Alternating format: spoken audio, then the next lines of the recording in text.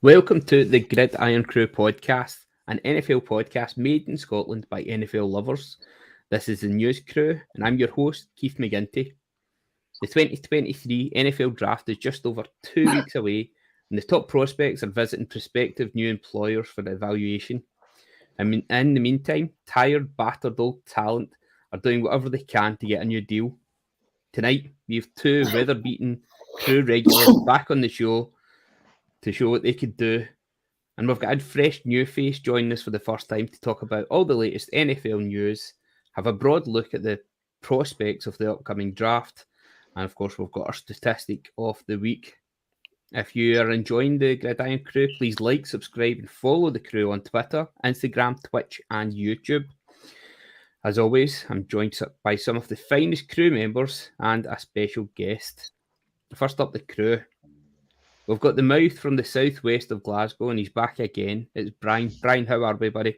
I was wondering whether I was going to be, tired and beaten, old hand. But no, I'm the mouth for the south. I'm very well, mate. I've been spending a week and a bit, or eternity as it feels like, decorating.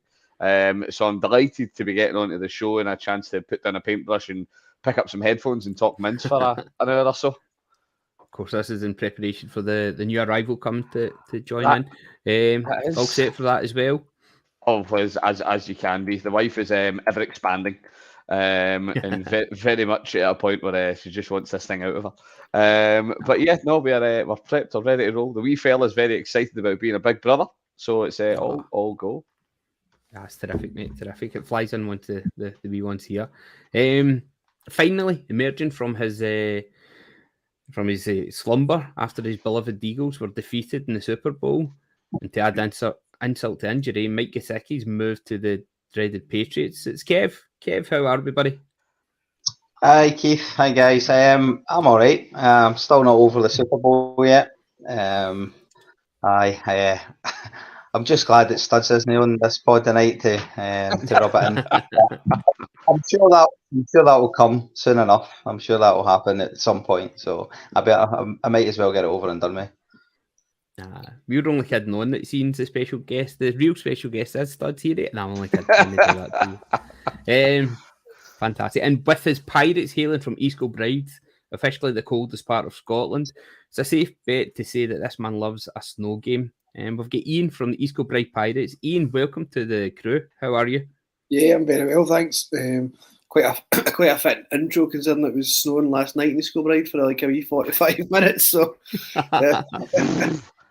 yeah, always is. I used to work up there, up in Green Hill, so it was always eventful. Plenty of snow days at school for that. I loved it. Fantastic. We'll get to the East Kilbride Pirates first. Stuff a little bit later on, but in the tradition with the Grid Irn-Cru, we always start with a kick-off question. And tonight's kick-off question is looking at the Jacksonville Jaguars. The GM Trent Baalke, he uses a clown figure that he was gifted by one of the fans after a disastrous season as motivation. He keeps it on his desk, and he says that he's got it there to prove the fans wrong. I think that's a wee bit quite clever for the fans. First of all, it's going to take a lot of effort just to get an actual figurine sent in to the guy at the club that you're following, the team you follow, to actually get that wrapped, delivered, get past the security as well, going to be American sports stuff as well, to get that to them. So my question to you guys is, what is your favourite piece of taunting that you've seen in the NFL? And what gift would you send to a failing GM in the league? Let's go for our favourite pieces of taunting that we've seen first of all. Iain, would you like to kick us off with this one? Yeah, so I was trying to rack my brains. I was like, God, I can't think. But I always remember, I think it was, quote me wrong here, but it was 2005, 2006 or something like that when Reggie Bush ripped off a massive run. And he was going down the sideline of the Bears for the last 15 yards. He was pointing at every single one of them and laughing as he rolled it in. So, I know as a defensive player, I would be absolutely fuming if that happened to me. So, yeah, I think that's pretty good. That's pretty up there.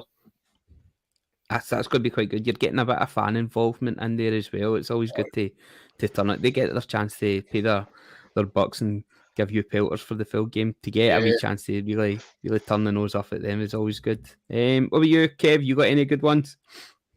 Yeah, I actually went online, had a wee look, and I came across one where a guy, Terrell Owens, scores a touchdown against the Dallas Cowboys, and he runs all the way to centre field with the ball, stands on the star, and taunts. And obviously the Cowboys didn't like that, but he then scored another touchdown against them and proceeded to do it again.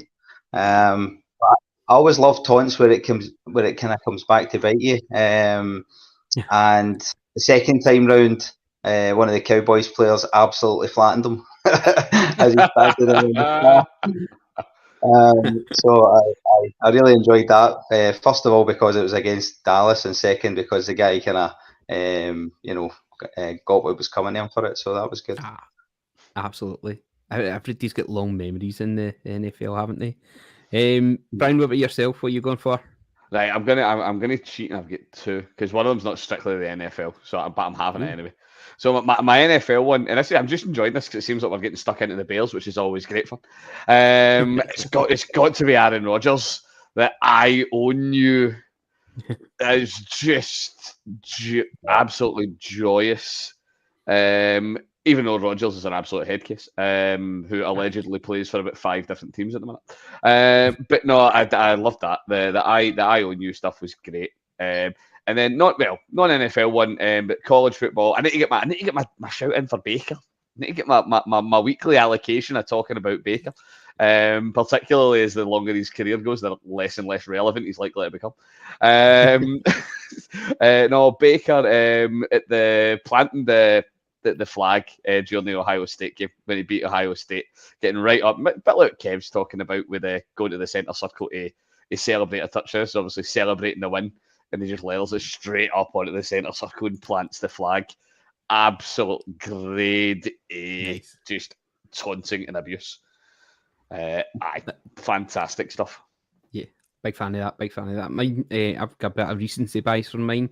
You mentioned Aaron Rodgers and the Packers there. I'm going to go for Sauce Gardner's fantastic performance against the Packers, and the Jets win there at Lambeau, but then getting the cheesehead and really giving it to the fans big time there. Absolutely sticking it to them big time. I'm a big fan of that one. Enjoyed that. Brian, did you say you had a second one? It was I was re-rolling my two, and my college ball one was my second one. I've been watching some of the NFL documentaries that I saw on the Disney Plus, and it was the what was it? The Florida. What was the Catholics versus Convicts documentary between the two teams there, Notre Dame and the Florida one. I can't remember Florida State. I can't remember which university it was. State. Aye, and that was quite good. They're running up a big score on them, and then getting tore into them again. That was good. People have got long memories in this game. It's wonderful to see people getting their comeuppance. Great, good opening. We're nice. We're flowing. Juices are going there. Love it. Ian, got to focus on you and your Pirates. First of all, tell us, how did you get into the NFL in the first place, and most importantly, who's your team? Well, I'll start how I get in first, and then we'll get to my team. I've always, for as long as I can remember now, I've been around the sport. Kind of the NFL Europe days. They did an initiative with primary schools, and they would give tickets to Claymores games to the primary school kids to get you involved. And I'd always kind of liked American football, but started going to the Claymores games when I was about 7 to 8, and ever since then, that was me. I've just been involved ever since. So it was a bit of a nightmare when they kind of pulled the Claymores. I wasn't getting that fix, and then it kind of resulted in that Madden at that point. And then actually found out there was actual teams close around about us, which I could then get involved in. So But yeah, it was the Claymores initiatives, putting primary school kids into to get them involved, which got me involved, which is, I guess, a success story they could say. And yeah, I'm a Patriots fan. Love how you're nice and like just dropping that in there at the end. That's nice. I appreciate you being here. You've been quite quiet. The past couple of seasons, it's not been going the Patriots way. But you've got to have faith in Coach Belichick that he's going to be able to turn that around, especially with your new coaching staff that you've got there and an actual offensive play caller. Hilton Mack. Yeah, I was kind of I watch a lot of college football as well, and Bill O'Brien done a good job at Alabama. He's always kind of been well known with Belichick and that as well. So yeah, he should be good coming in. Just a bit of structure this year as well, I think, will probably help. There seemed to be a lot of pointing fingers and just no cohesion last year when it came to what was going on. And you looked at some of the kind of plays we were running. It was just, I think there was a lot of sense in what we were doing. There was lots of finger pointing at Josh McDaniels. This is your fault. Stop that. Run an offense. Matt Patricia. Sorry, not Matt McDaniels. Josh was in Las Vegas. That's just He's got his own problems. He's got his own issues altogether. Anyway, I was a big fan of it. When when Matt Patricia was D coordinator and Josh was O, and everything's kind of seemed to work really well. But yeah, they just did not work out at all last year. And to be only one a game away from the playoffs, I think, says a lot considering how bad we were at times. I don't know if that's just how rubbish everything else was running about, but yeah, added a few weapons. To be honest, they're probably the best one I'm happy with. I'm really happy with Gesicki. Always really, really liked him as a tight end. So yeah, him and Hunter Henry, I think, could be really, really good, really dangerous. And to be honest, I don't really know about Juju. Wasn't really a fan of him, to be perfectly honest. But now that he's here, I've got that okay, he's going to do well for us sort of attitude. But I can't wait to see Coach Belichick on TikTok.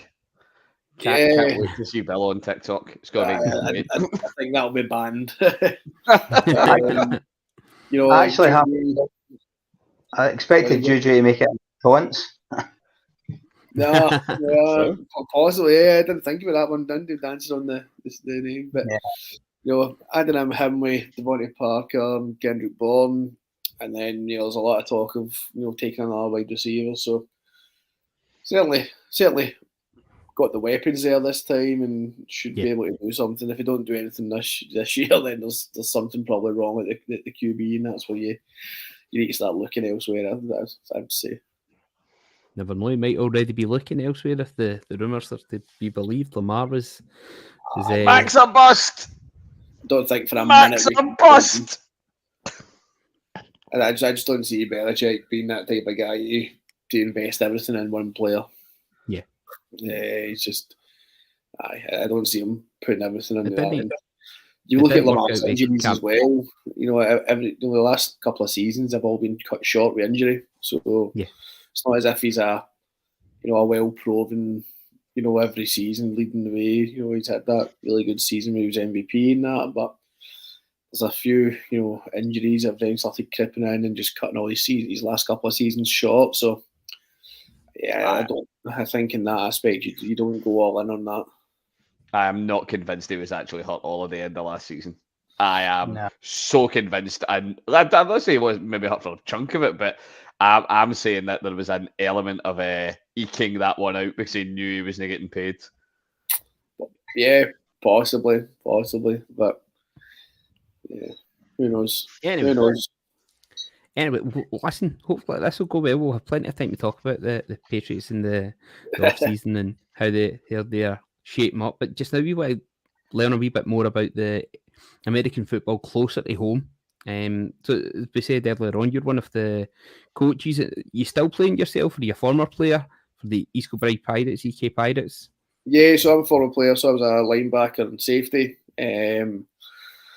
Started started with Pirates in 2012, I think it was.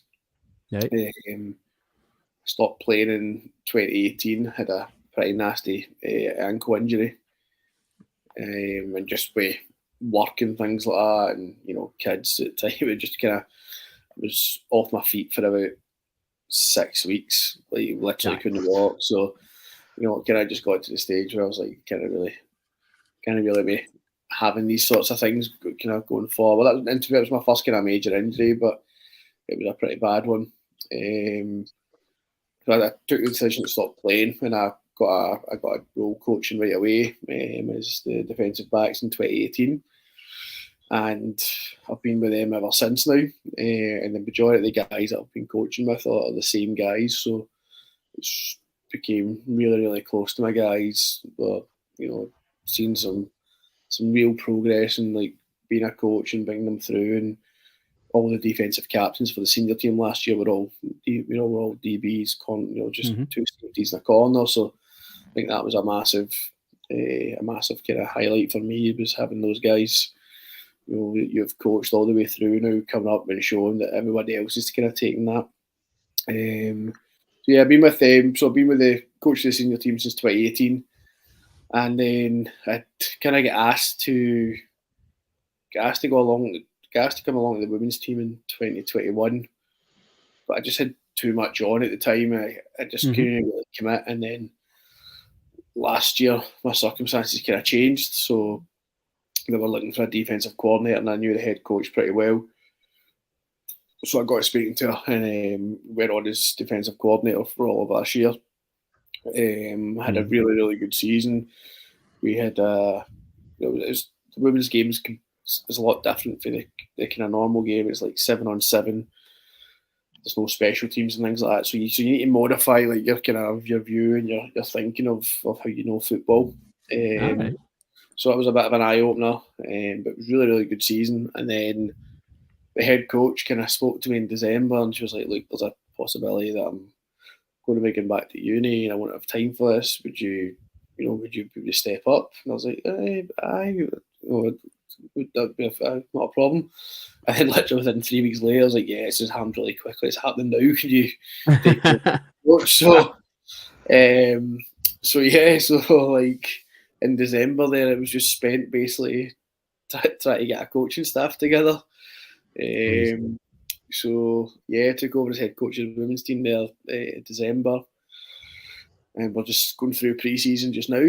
But yeah, managed to get a really good kind of coach staff of guys I've worked with before, current senior players that are kind of making their transition into coaching and things like that as well. It's a nice wee stepping stone. Fantastic. You've got a game this coming weekend, is that right? Yeah, so this Sunday the senior team, we open up our league campaign in the Premiership against Merseyside. So last year we were in Division 1 last year, and we went all the way to the National and won it. So that the final's on YouTube if anyone wants to watch it back. It's actually some really good football in it. Yeah, we'll make sure we share it. We can chuck a link to that out on the Twitter. Yeah. So it was a really good game of football. But yeah, we went all the way. We had a really good regular season. We started off really well, kind of winning every game. And then we had just a disastrous game at home against Northumberland where we just didn't get going and just didn't do a lot of the basic stuffs right and got beat. And that was our kind of only loss for the season. And then ever since that moment, I think it was really weird just like looking back on it now. It's one of these moments in sport that I've never really experienced before, but you kind of hear of it and you say like everyone knew we were winning. Like it was just everyone had that focus. Everyone had that. Nobody spoke about it, but you just knew everybody deep down. Everyone knew we were winning that whole thing last year, and there was nothing that was going to stop us. And it carried on through. Got to London, and yeah, it was great. Yeah, great day. The game kicked off at 5 in London, so we didn't get out of the complex until I think it was about 10:30 at night. So we didn't get home like 6 in the Monday morning. But yeah, it was the bus journeys are pretty good on the way home, but that one was especially good. So it was. So take us back a wee bit more, if you can, tell us a wee bit about the history of the EK Pirates. When did they start? So, if our stat guy Bill goes back and hears me, he's probably going to kill me. But I believe we started in '86. So Scotland's oldest American football team now. There was back then, I think, still the kind of like the Glasgow Lions, Strathclyde Sheriffs, and stuff like that. All them are all gone now. Teams in Scotland at the moment is ourselves, Edinburgh Wolves. We both play in the Premiership. So that's the British Premiership. So we travel. So our league consists of us, Merseyside, which is Liverpool, Manchester, Tamworth, and Leicester. So the north region stretches really quite far, and then the south region is just like 3 London teams, and then all the kind of the southern stuff, which I guess it can be quite far as well. It's just more stretched out, kind of elongated rather than vertical. There's a Scottish division in Division 1 this year now, and there was a bit of a kind of reshake when we got promoted. There was a bit of a reshuffle.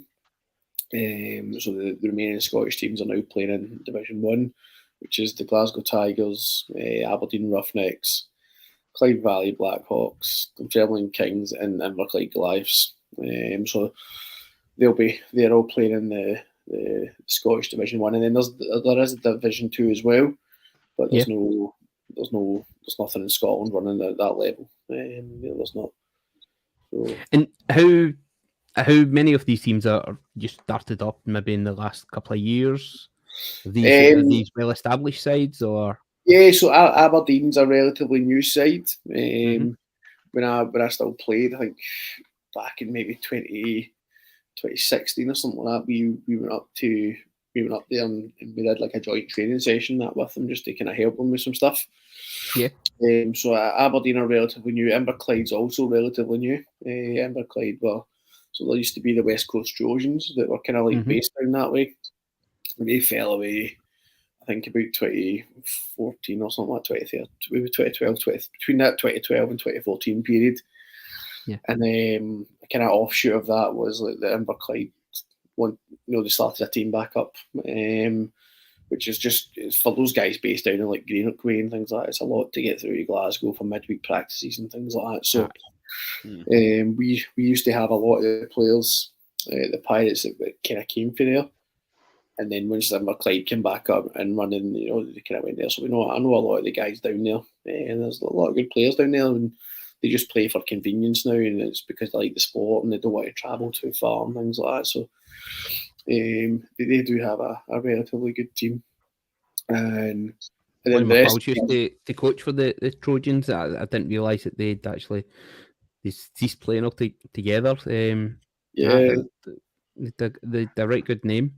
What about yourselves, the Pirates? Is there any rivalries? We love a good rivalry in Scotland, especially west of Scotland. But is there any good rivalries between the teams?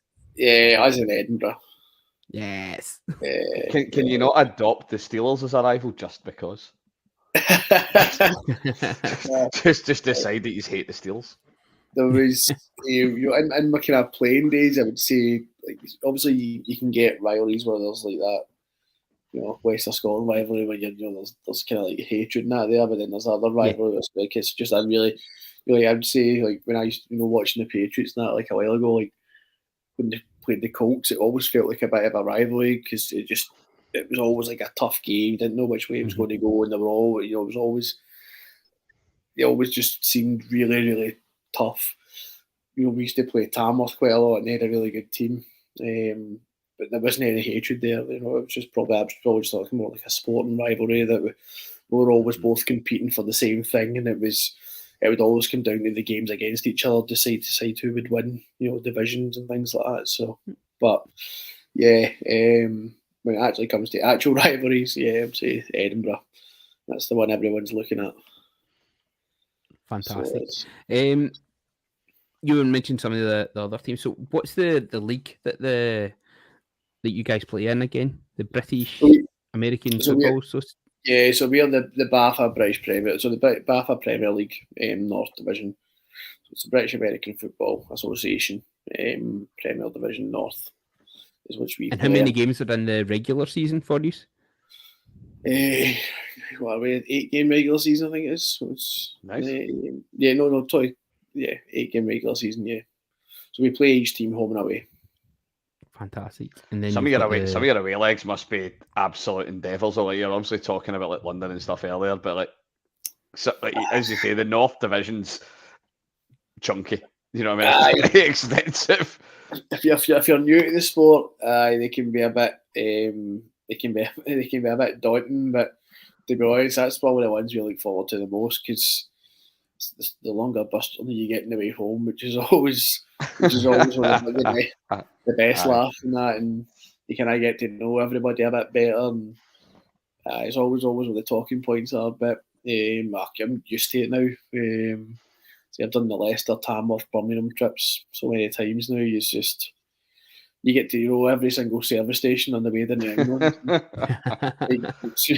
Again, you can rate them all now, and we all have our favourites and all that. Yeah, that's how silly it gets when. There's a new section of the pod coming soon, folks. EK Pirates service station rankings. Stay tuned. Who's your favourite Burger King? Some people love TV, some people love Safeway, whatever, we can name them all. That's the what you're talking about. What days are the games? Are they on Sundays? Yes, games are on Sundays, yeah. We play our home games at GHA Rugby Club in the south side. Right. So a really good setup there. Got a stand. Normally got commentary and that as well. We outside bar, nice. Merchandise on sale and things like that as well.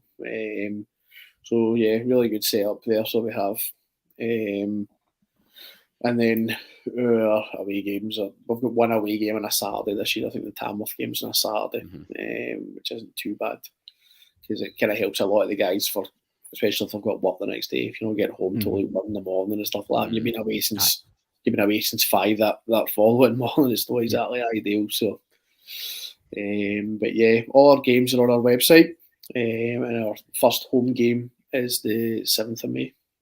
Fantastic. That website's www.piratesfootball.co.uk. You can also find more about British American football at www.britishamericanfootball.org. I thoroughly encourage people to go check it out. I'm looking forward to my son and I are going to try and get to one of the home games as well. He's starting to get into it a wee bit with me as well. There's a wee bit of the Sunday nights watching Red Zone, that's starting to creep in a wee bit. Settling between the Vikes and the Carolina Panthers just now. Okay. So I want to see what that's interesting, these choices there. So we'll see for the Panthers, that is the definition of settling. You don't choose the Panthers. This is from a Browns fan, for sake. You settle for the Panthers. He was a wee bit gutted when McCaffrey left. As an organisation, we have got the senior team. We've then got our under-19 team. Yes. We've then got our under-16s team, and then we've got our under-13s flag. Then got our women's contact, our women's flag. We are a pretty big organisation now as well. It's not just a kind of one team. We're kind of covering for everything up till from women football, to guys football, to junior, to youth, into the younger people that can't take part in contact yet as well. I don't know about yourself. You have been a much bigger fan of NFL than longer than certainly I have. I watched it when I was a kid, when it was in Channel 4. And used to collect all the different hats, and had a couple of Raiders jerseys actually when I was a kid. But growing up, my team, I settled on the Seahawks, as you can see here. I've noticed that a big it's really, really starting to creep into the zeitgeist just now. The fact that you get all the clothes and H&M and Primark as well, and it's really keeping in where everybody's wearing the gear, and it's starting to become much more popular and much more accessible as well. And I think it really lends itself to the bite size, the clips and the highlights reels that young people are really, really good at enjoying watching the short, sharp clips. I think that's what's making it really, really interesting for everyone. What about yourself? Have you noticed that too? Yeah, definitely. I think the London stuff also helps with the commercial side of it as well. You know, I don't think for a minute like this H&M and Primark and things like that would be doing ranges if they didn't have these massive commercial aspects of London every single year. Absolutely.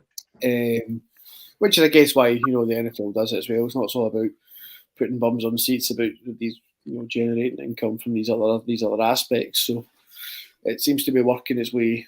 You know, that seems to be doing its job. But yeah, it seems to be a lot more. We've noticed a lot more kids in that getting involved. Our youth selection just now is pretty good. Our under kind of 12s or whatever it is, our section that can't do contact yet, it's only flag.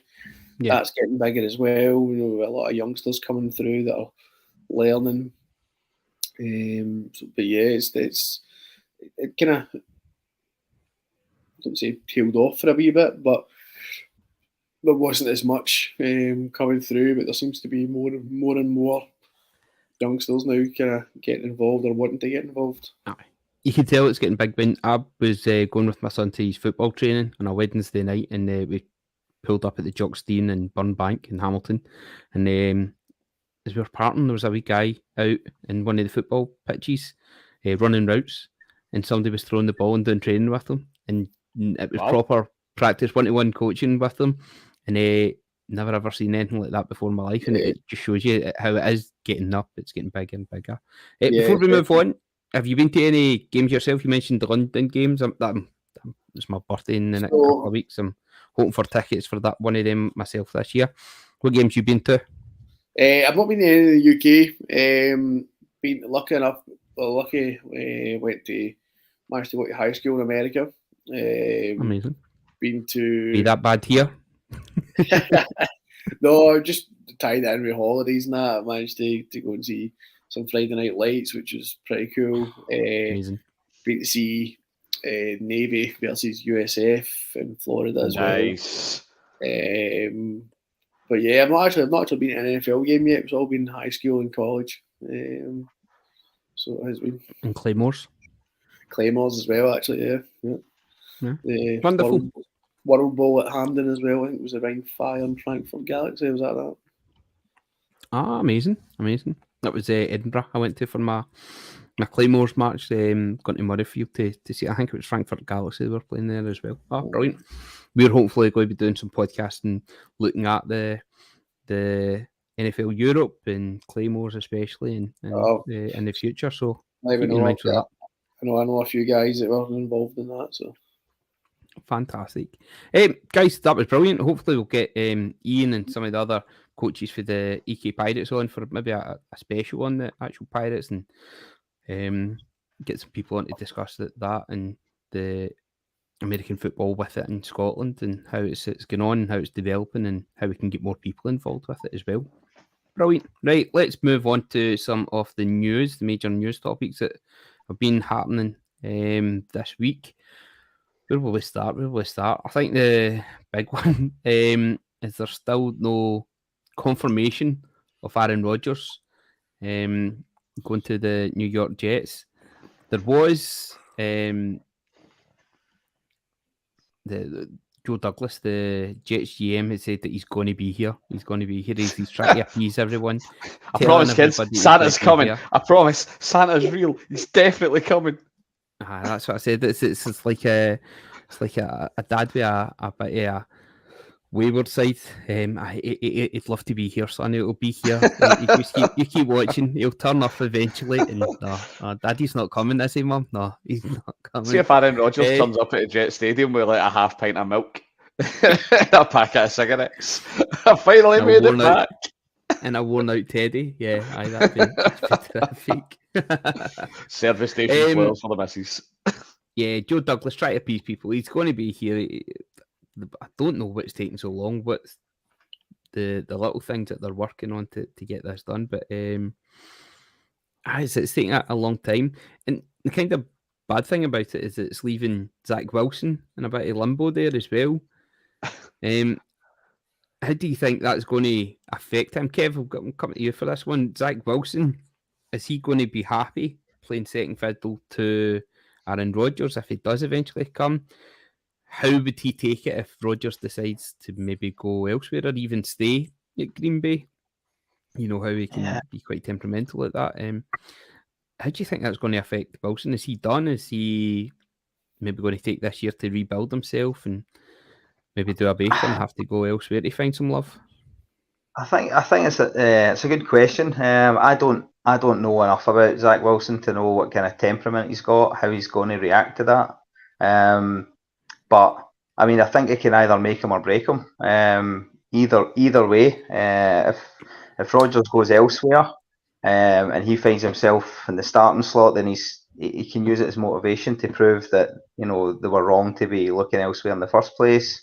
And then if Rodgers does come, I mean, he's no spring chicken. So Wilson's got to look at it and say, well, I've got to prove that I'm the future of this organisation, with or without Rodgers. So it could totally crush him. But like I said, that's going to be the interesting thing to see how he reacts, whatever happens for here, because it's been in the public domain. So he's got questions to answer. But I'm just looking forward to watching and seeing how it unfolds. It could be said that Zach Wilson's got an old head on his shoulders, but maybe that's him just cuddling into some of the milk that he's keeping into. Iain, what do you think? Should they use this year to maybe learn from someone as experienced as Aaron Rodgers, MVP just last season as well there, before the one we've just finished? Do you think he should use it in a positive way, or do you think he'll maybe take the huff or try to find a way out? Oh, that's another way to look at it as well. I mean, he could look at it as a golden opportunity to work with somebody like Rodgers, who's definitely considered an all-time great. So he might welcome it. In actual fact, that's another way. But again, it all depends on his kind of mindset, his attitude. So yeah, that's another possibility. Maybe he's totally on board with us. And looks at it as as a positive for him in his career and his development. Iain, on Friday it was looking like that Rodgers was going to have a Super Bowl winning target waiting for him in New York when Odell Beckham was rumoured to be visiting the Jets on Monday, only to be gazumped by the Ravens, signing him on a 1 year, $18 million contract. What do you think changed his mind there? I think, for me, I'll be honest. I think for Odell Beckham, it's money. I don't think there's talks. I don't think there's much else motivating him there. Another guy that's kind of plagued by injuries. He probably needs to make as much as he can. Yeah, he's going to get a full season out of him, but at the same time, I think the move to the Ravens is pretty much win-win for both. I think it gives Lamar a reason to stay. It gives him somebody that can strike up that kind of brotherhood, kind of that bromance with that. Yep. These kind of QBs like, so that will give him something. But at the same time, the Ravens needed a receiver. I think I seen before even coming on here, I seen a graphic, I think it was last week, that Nelson Aguilar was going to be their most experienced receiver with 5,000 yards. That's all they had. So, wow. You can understand why they've paid that money going to get somebody, because they didn't really have anything else really in that wide receiver room. And then it gives Lamar somebody to work with, it gives him a bit of a reason to stay. It's just, I think it's a win-win for both, to be perfectly honest. We've spoke on the crew before about how it seems to be quite cordial between Lamar and the Ravens. There's no too much animosity. I know he has asked for to be traded, but there's not much, doesn't seem to be much badness there. And you think things like this, getting Beckham involved and giving them a a weapon, showing them where they can't afford the 50 odd million a season that he's looking for, but they can then invest some of that money in. Yeah, I think the Ravens know that, you know, Lamar's not going to get what he wants either. You know, the type of contract that he wants, the owners have said it's never going to happen. You know what I mean? There's never going to be another Deshaun Watson style contract given out. So I think the Ravens, you know they have that kind of safety net in the fact that of what he's asking for, nobody's going to give him. So they can just work away in the background. And once Lamar maybe realises that everyone actually is sticking to their word and they're not going to give him that, then he'll just kind of toil his way back home again. But again, I can understand from his point of view, from a playing point of view, you know, that wide receiver room, and you know there's not really much options there. So again, you know, does he want to be part of that team? You know, that's another year of getting older and things like that. Another year of no success. So, you know, the whole trade thing could have came from that just purely from a playing point of view that he didn't want to be part of that team. You know, for that next year. So I think there's a lot of information that doesn't get put out to the fans, and there's too many people that claim to be in the know or you know per sources and things like that. So you never really get a true idea of what's actually happening. But I think, you know, going by the lack of information and the lack of Lamar reacting on Twitter and things like that, I think the trade was maybe like a bit of a tongue-in-cheek thing, and you know, it was just a try to gain interest rather than actually seriously I'm one out here sort of thing, and I'm deleting you for all my socials and that never speak again sort of thing. Aye, like you normally see.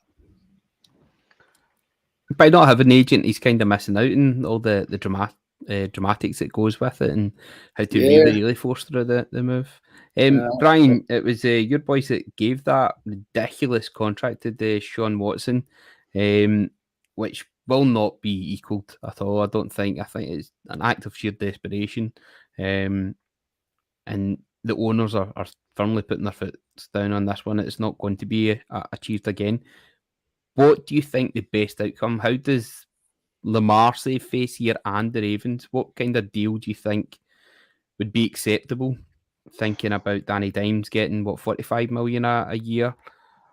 Whereabouts does Lamar's got to be pitched himself? I don't know. The way I can kind of see it playing out is I think what might actually be the bigger thing that will set things a bit for Lamar is that he'll. I don't know. He might. I'm trying to think what his situation is this year. He's got 1 year where he's still under contract with them, and then that's it. And his contract's up. Burrow's contract's likely going to get resolved over the course of this season and into the early stages of next off season.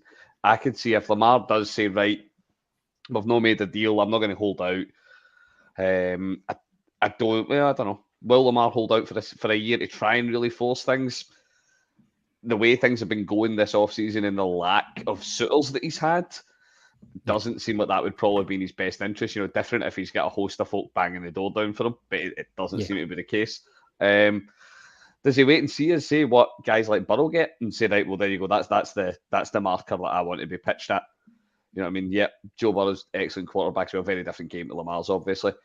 But that's where I see myself in terms of the echelons of quarterbacks in the NFL. You know, he's certainly a better quarterback than Dimes. So if Dimes is looking at his isn't obviously guaranteed to the same extent as Watson's is, but 45 is still a lot of money. And I don't know. I'm surprised at the nature of the OBJ contract. I would have thought that would have stuck in Lamar's craw a wee bit because it's 18 mil for the year, but it's 15 guaranteed. Yeah. So you know what I mean. They've went not in. Okay, yeah, 15 million's not. It's levels of money. It's not the same. But I don't see why Lamar's not taking that to the Ravens front office and saying, right, well, hang on, you've given him for his position group a big, heavily guaranteed contract, albeit over a short period of time because he's older. Why don't you do something similar for me? But no, I see him like 90%. Yeah, it's like 90% guaranteed. If we can't do the 100% guaranteed, then he should be looking for something quite high like that as well. And that certainly seems to be the sticking point. And they certainly do need to give them some better weapons just now. What have they got? They've got running backs. You've got J.K. Dobbins, Gus Edwards. I'll not hear the Gus Bus name besmirched. Man's a relic in the league. Seems like Gus Bus has been here forever. Richard Bateman, Odell Beckham's come in, Devin Duvernay and Nelson Aguilar. It's not the most appetising of attacks there when you look at it. So I think Bateman's a talented player. Bateman's talented. He's very, very similar skill set to Beckham. Is again the bit that I don't know if that injury. I don't know. I can't remember what Bateman's injury was last year that kept him out. But I don't know. Is it more serious than we thought? Because as I said, there is huge overlap between him and Beckham in terms of skill set, and Bateman's obviously a lot cheaper. Or as I think most days kind of suspect is the OBJ signing. Yeah, when the guy's talented, I stand by on record. I think he's a wide receiver too. I don't think he's a wide receiver one anymore. But is it more of a PR stunt rather than a team move? You know what I mean? We are the ones that got OBJ. Is that kind of more it? Look, this makes Lamar happy. Look, here he is sending out tweets with pictures of him and OBJ together. We've got our boy back. Listen, Goose got to keep him happy, QB, and it's got to go a long way.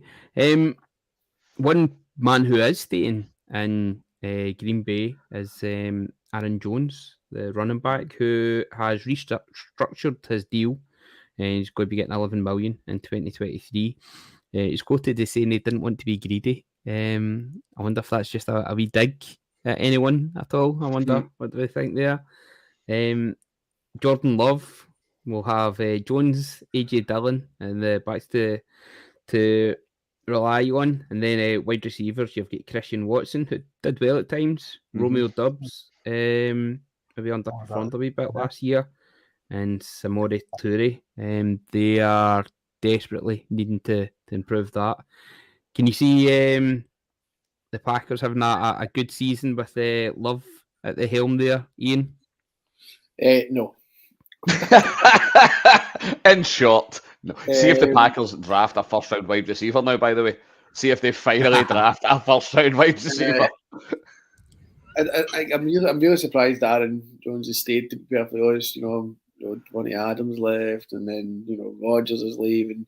I thought that, the Packers might just go full rebuild mode and try and ship him as well and get some more draft capital. But, yeah, I think Love it's not really showed much, and then when he had the opportunities, didn't really go well.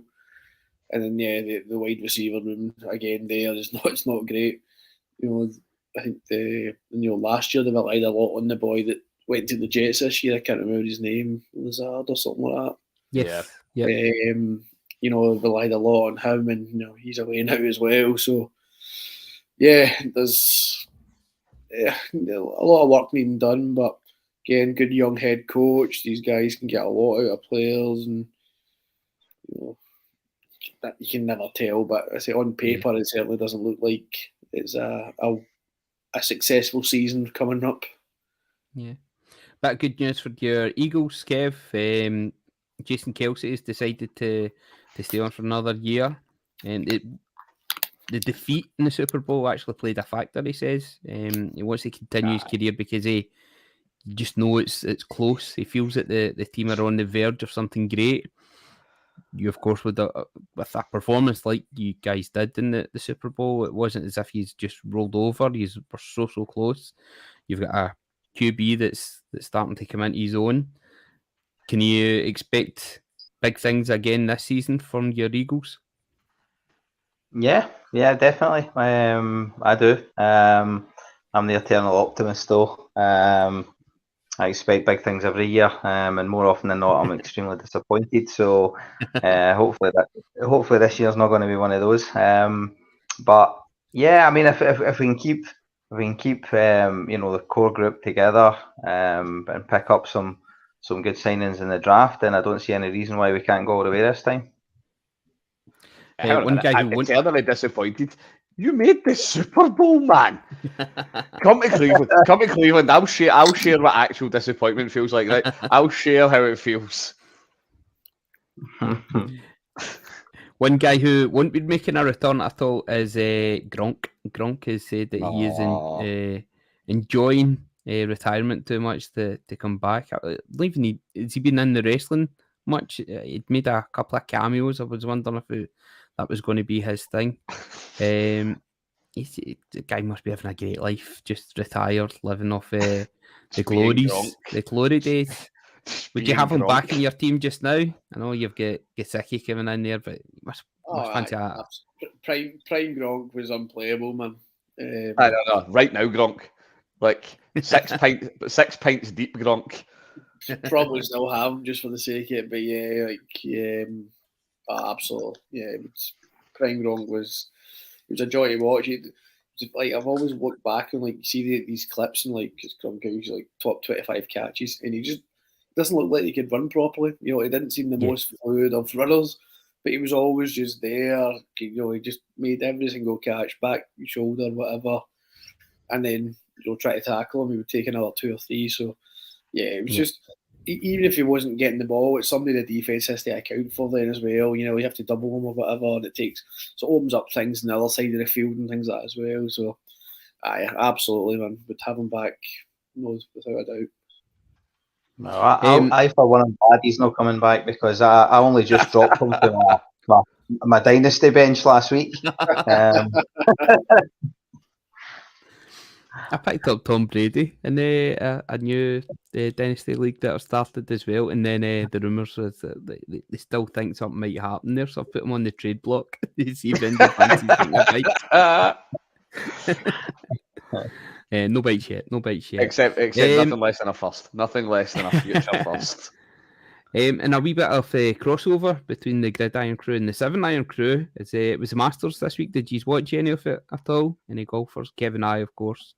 We were out playing golf. Not as much as I would like. The winner, John Ram, jokingly blamed Zach Ertz for his 4-putt start at the Masters. Zach had said to him a wee message. They must play together whenever they get a chance. And they sent him a wee message in the group chat saying, it looks like a great day today. Just imagine you're playing the hole with us and it'll go thing.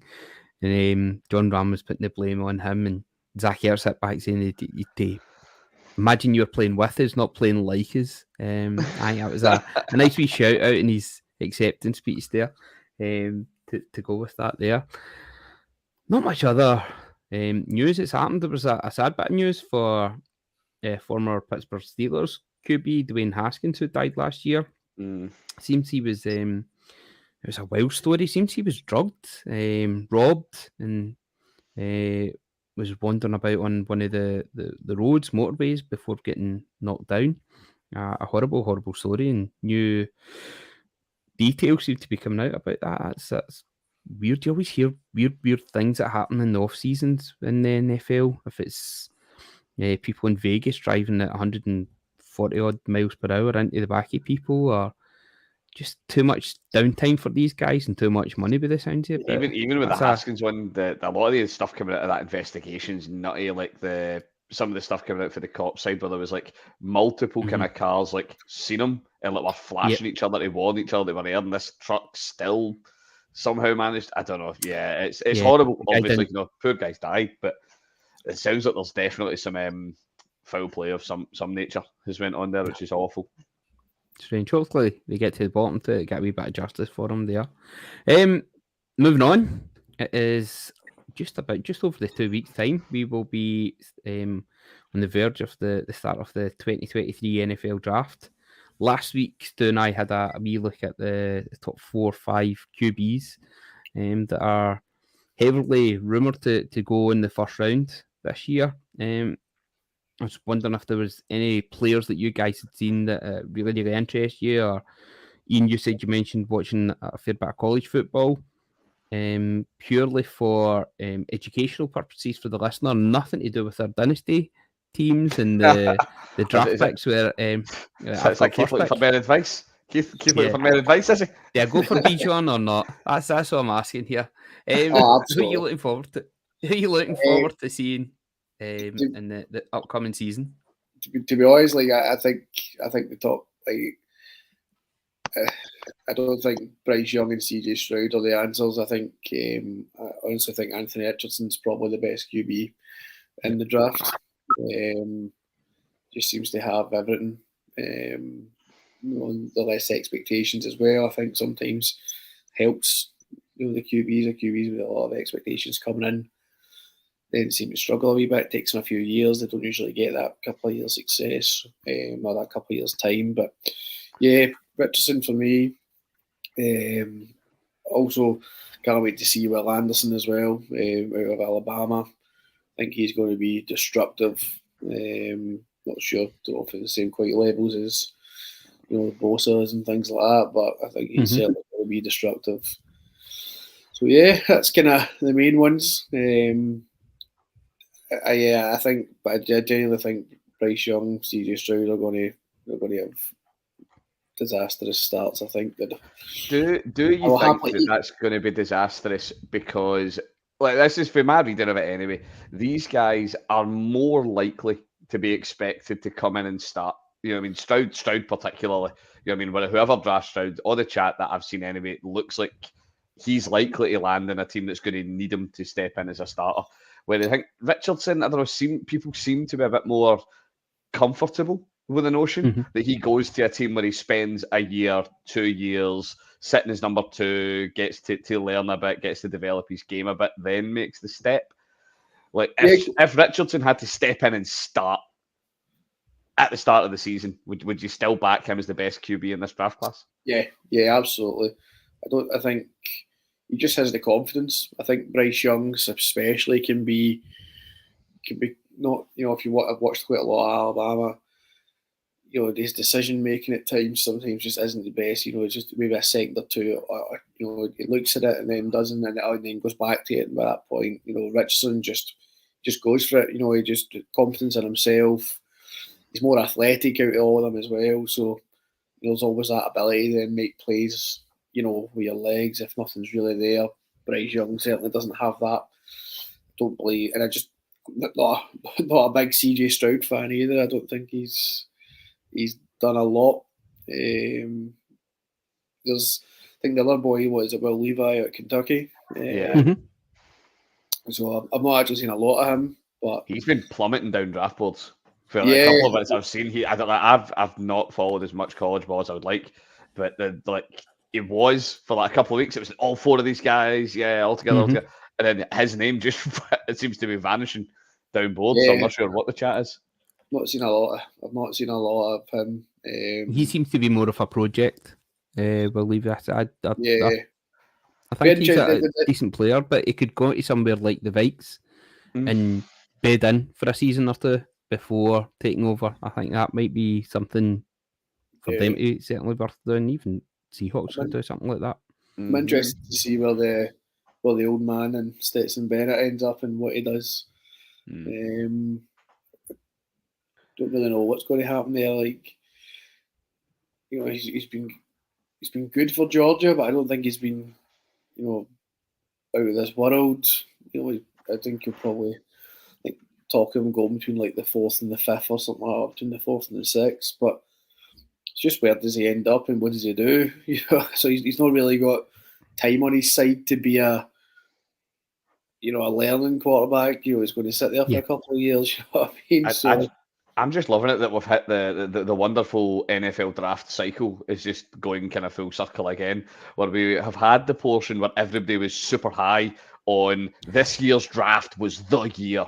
This was the class. And they went, no, it's not this class. It's next year. It's Caleb Williams next year. He's the QB that you want. These guys have now. Nah, they're not it anymore.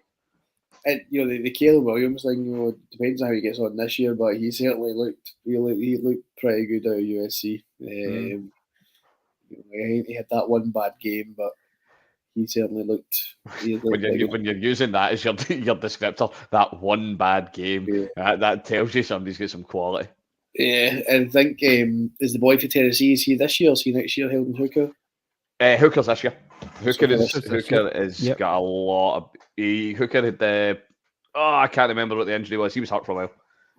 That's why he slid off a couple of boards. Yeah, but I watched a lot. I quite enjoyed watching Tennessee at the beginning of this year. So, he looked pretty good as well. Actually, I think he'll be one of these ones that goes under the radar and probably makes another bad career for himself.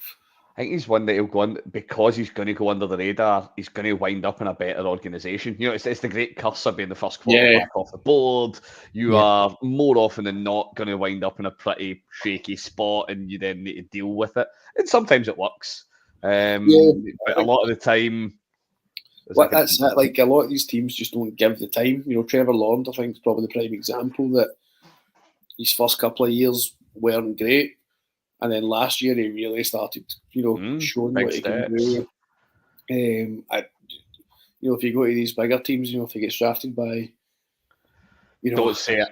Don't say it. You know what I mean? It goes to like a bigger organisation that expects success right away. Yeah. The pressure then just gets tenfold, and then the fans go on their back, and then the media, the social media aspect of it, and all of a sudden they're cut. Or they're second string, and that's it, gone. Other than their third team in as many years with 15 head coaches that they've had in their very short NFL career after winning a Heisman. That's it. I still love you, Baker. Yeah, number one pick means nothing, really, doesn't it? No, why you go number one there? You don't. Unless you're a defensive player, I think. Listen, Mr. Irrelevant's coming into fashion. You never know who that'll be this year. And a couple of seasons it'll be looking good. So we mentioned the QB is quite a fair bit. You also mentioned Will Anderson coming out of Alabama, the edge there.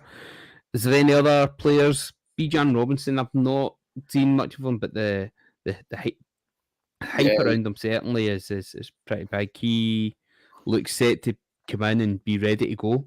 To be honest, I'm pretty surprised at how low he ranks on certain draft boards. Like, to me, he should be a definite first round pick, but merely every player's he's got him to the second. So draft a running back in the first. Oh, it's dodgy. Yeah. Although, do we use the G word with him? Are we using the G word? Are we ready to call him generational? No, I think I've always been a big believer that you draft the best talent. What you want and what you need. So just because he's a running back, this shouldn't mean that you don't take him. You don't take him in the first round. That sort of thing. If you need a running back and there's a guy there that's really, really good and does everything what you think and what your organisation wants, your philosophies, his fundamentals and all that sort of stuff, then you want to take him. You don't want to run the risk of losing it just because it's the common practice is not to draft a running back in the first round. So it seems crazy from that aspect. So, but yeah, he'll be a steal if he goes to the second for a team. What about the wide receivers? Is there any names that have jumped out to you guys for that? Jackson Smith and Jigba seems to be the most favoured. So being a Patriots fan, there's been a lot of talk about us and the wide receivers. To be honest, Jackson Smith and Zay Flowers out of Boston College. Yep. I think the two that we are kind of mainly around. There's not really much else. Gonna do the league a favour and not drafting Jigba because he looks like he could be really good, and we all know what happens to wide receivers drafted by the Patriots. I'm actually kind of looking forward to watching his career, and I'd prefer it if you don't ruin it already. I'm not getting my hopes. I'm I'm being honest. Bill drafts him just to wind everybody up. You've got Juju. That's all you need. That's more than you need. I was really looking forward to last year's draft and who are we going to take? There's much stuff there, and then take a tackle a guard and Cole Strange, and it's like, okay, that's a deflated for another year. But I'm not. There's been a lot of videos now showing that we've met with a lot of wide receivers, so I think it's probably the 1 year we don't need to draft one because we've now got those guys there with Tycho and Thornton as well. So I wouldn't be surprised if we didn't draft one in the first round.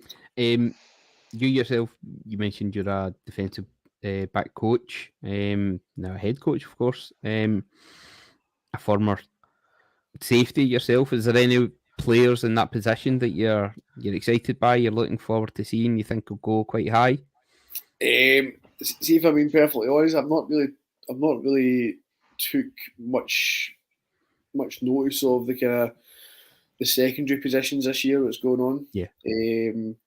So the sexy positions we're all interested in, really, isn't it? Well, do you know what? Like it kind of is, and that's always the ones. Especially if it was being in this country. If you're only getting highlights, of the big offensive plays and that sort of stuff. So unless you're watching. I do spend most of my Saturdays just watching college football, but if you're actually kind of, you might watch whatever game's on, and then that team won't be on again for another 4 weeks or something like that. You know what I mean? Or so try to keep in tags with him, but at least you keep in top of all the running backs, receivers, quarterbacks, all that sort of stuff. Yeah. But yeah, no, I'm not too sure about the DBs coming in this draft, but. There certainly was a lot last year that kind of came up and did really well. So, Devon Witherspoon out of Illinois seems to be quite high. I can't say I've got much in the defense at all, if I'm honest. But he's one that just is kind of. I've seen appear in bits of media and stuff like that. Aye. There's the only one I've seen actually, and he's not even anything. It's actually a D3 player. I know a few guys and.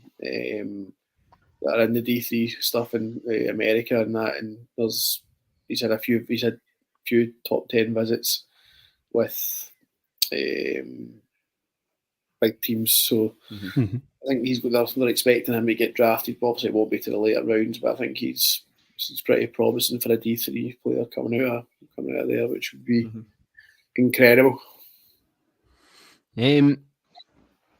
The one team that, of course, held all the cards at the start of this was the Chicago Bears, who traded down to 9th place with the Carolina Panthers moving up to first.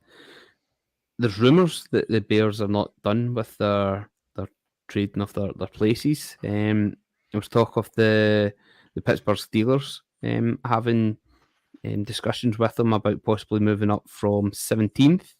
They also have the 31st pick, the first pick of the second round, that they got from the Chicago Bears, but because the Dolphins are forfeiting their choice at 21, they can get moved up to 31st. Why do you think the Steelers are wanting to move up to the 9th position? What do they see there? Do they feel that they're needing to address in that position? What do you think, guys? Pickett's got teeny horns and he's a bust. Get it.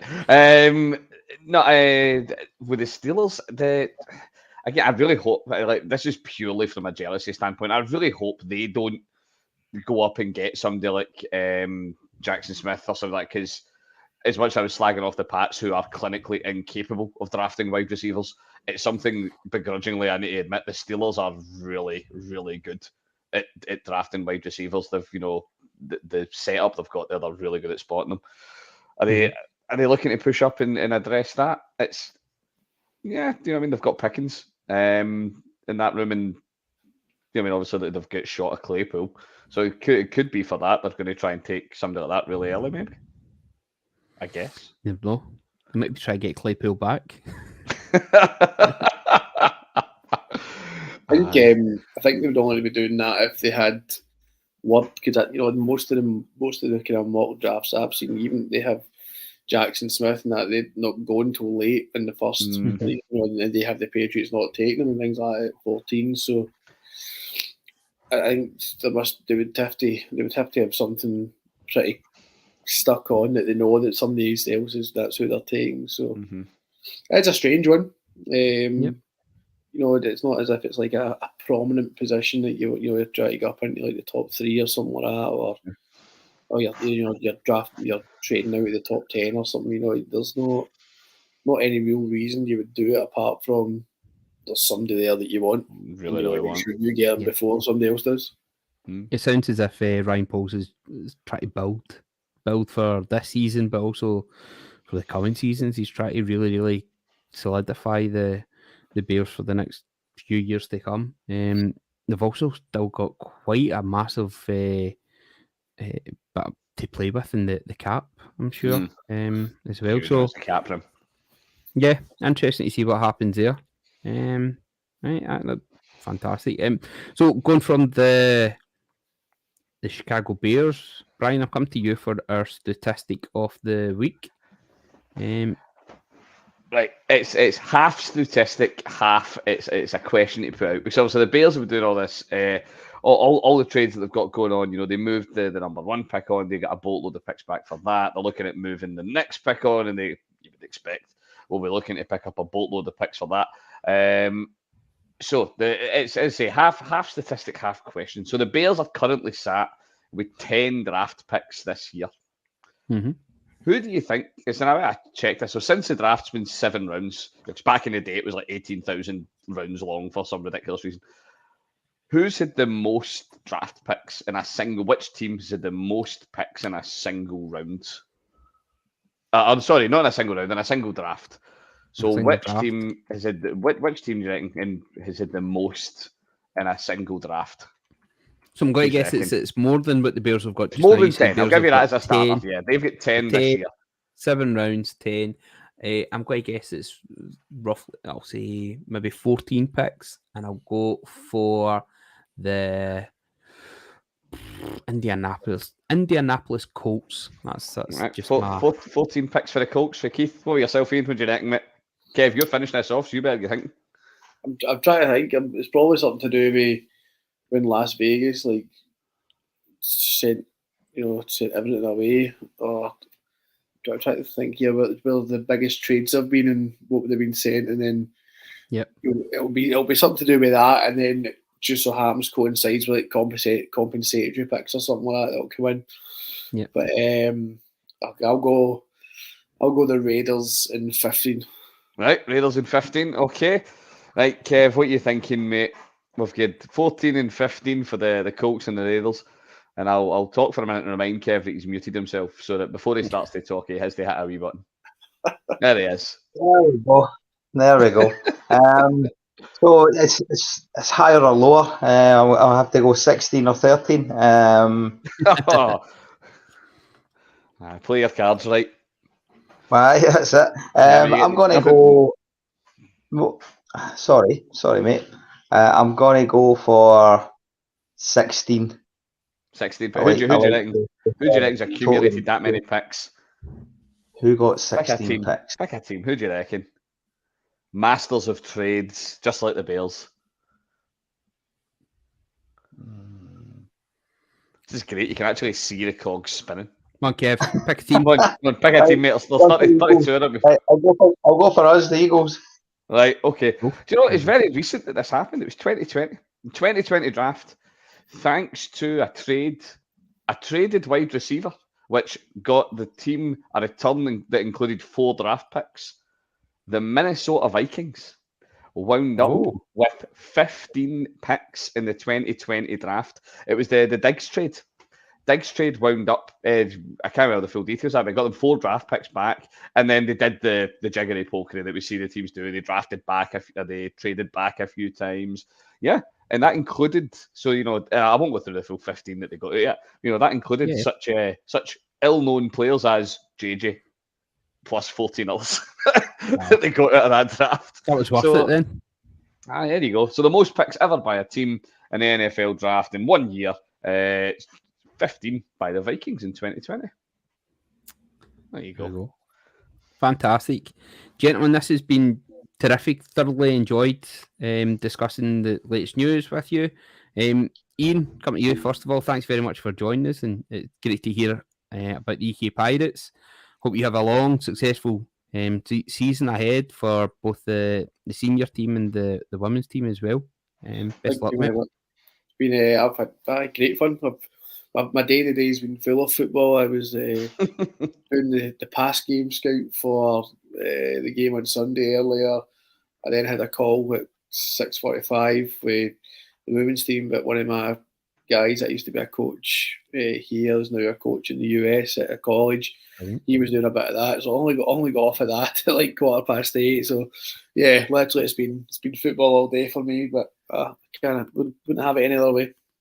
It's great. It does take over your life. It's amazing. Amazing. Kev, thanks very much for joining us, buddy. Thank you. It's been a pleasure. And Brian, thank you for your statistic of the week and your input tonight, buddy. 16 days, Keith. 16 days till the draft. That's all we've got left. We're nearly there. Nearly there. We will be back next week and we'll be talking more about the draft. We'll do a wee bit more in depth. We'll have a wee look at maybe some sleepers for next week as well. Try and break it down, help you with your fantasy teams, the dynasty teams. I'm pretty set on taking Bijan, I think, for my first draft. But that is always open to trades. So, guys, you know what to do. Get in touch. Thanks very much for listening. If you have enjoyed listening to the crew, you can follow us on Twitter, Instagram, Twitch, and YouTube. Get in touch, get your questions in. We'd love to hear from you. We have had our first guest on, so again, thanks to Iain for that. We'll be hopefully getting a lot more on, especially through the close season, and find out a wee bit more about American football, especially in Scotland, but in the rest of the UK as well, and see how that's going. We'll be keeping up to date with how the Pirates are doing. I think that's going to be our brand new Glasgow-based team. What do we think, guys? We'll keep them as our number one. We'll keep them a wee close eye on how they're doing. I don't know. I've heard it's a long team in Edinburgh. It's a long time. Long time between now and the 7th of September when I believe the season kicks off again. But the crew's here and the crew will see you through. Thanks very much for listening. Good night.